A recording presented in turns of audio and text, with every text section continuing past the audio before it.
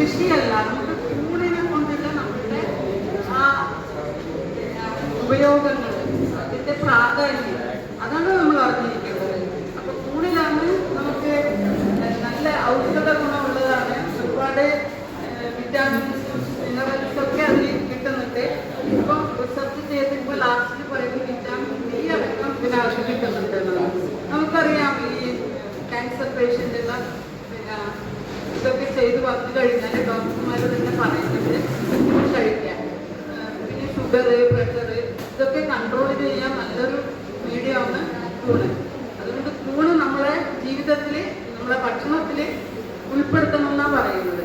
അതെന്ന് പറഞ്ഞാൽ ഒരു 50 ഗ്രാമെങ്കിലും ഒരു ദിവസം ഒരു വീട്ടിലുണ്ടാക്കി അത് നമ്മൾ പരിപ്പിൻ്റെ കൂടെ ഇട്ട് വെക്കാം. പിന്നെ നമ്മൾ സൂപ്പാക്കി ഉണ്ടാക്കാം. ചെറിയ കുഞ്ഞു കുട്ടികൾക്കൊക്കെ സൂപ്പാക്കി കൊടുക്കുന്നത് നല്ലതാണ്. പിന്നെ നമ്മളെ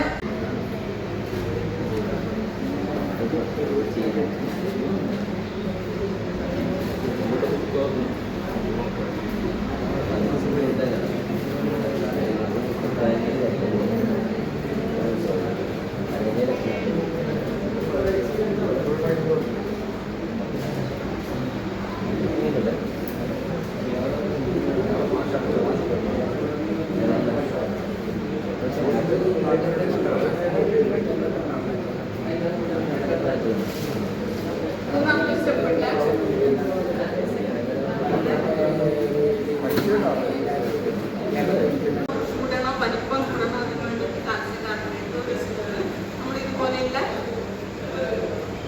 വിത്തിനകത്ത് നമ്മൾ ചെയ്യും കാൽസ്യം കാർബണേറ്റ്. എന്നിട്ട് നമ്മൾ തവിടിന് നല്ലപോലെ കാൽസ്യം ഒക്കെ അല്ലേ, തവിട് ചേർക്കാം. കുറെ ടിപ്സുകളുണ്ട്.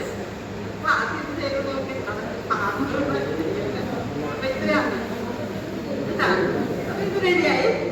പക്ഷെ ഇതിനകത്ത് കഴിയാണ്, ഡെറ്റോള് അടിച്ചിട്ട് വേണം ഇതെല്ലാം തൊടാൻ. ഞാൻ പറഞ്ഞില്ലേ ഹൈജീനിക് ആണെന്ന് പറഞ്ഞു. അപ്പൊ ആദ്യം തന്നെ ഡെറ്റോളോട് കൈ കഴുകണം.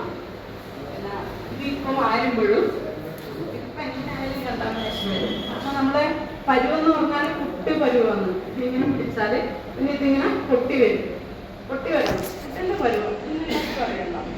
ഇതാണ് ഇതിന്റെ പരുവം. അത് പിന്നീട് നമ്മളൊന്നും ചെയ്യണ്ട. 1 കിലോയ്ക്ക് 1.5 ലിറ്റർ വെള്ളം ഒഴിച്ച് കഴിഞ്ഞാൽ അത് കറക്റ്റായിട്ട് വരും. അവിടെ രാത്രി കുതിർത്ത് രാവിലെ നമുക്ക് ഇതെടുത്ത് വാങ്ങിയിട്ട് ചെയ്യും. ഞാൻ എന്ത് ചെയ്യുന്നത് പറഞ്ഞാല് എനിക്ക് തളച്ച വെള്ളത്തിൽ പരീക്ഷണമൊന്നും വയ്യ. ഇതിങ്ങനെ ചെയ്തിട്ട് നല്ലപോലെ വിജയിക്കുന്നതാണ്. ഇതിപ്പോ നമുക്ക് ഊടി കെട്ടിയിട്ട് അരിക്കെട്ടി ഞെട്ടാനും എല്ലാ സൗകര്യമാണ്. അപ്പൊ ഈ വർഷം നമ്മള് ഒഴിഞ്ഞെടുക്കും.